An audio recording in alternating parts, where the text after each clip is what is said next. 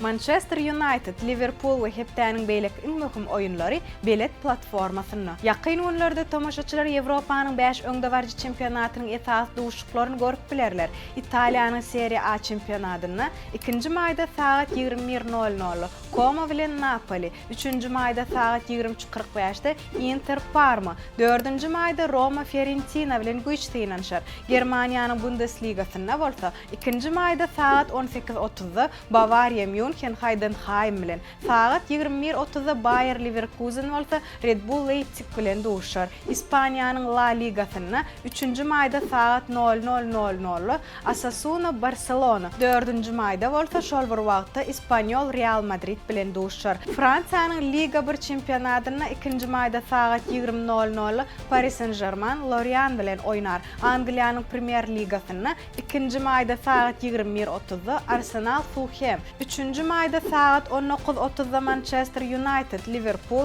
23:00 Aston Villa Tottenham, 5-nji maýda saat 00:00 Everton Manchester City ýaly oýunlar bolar.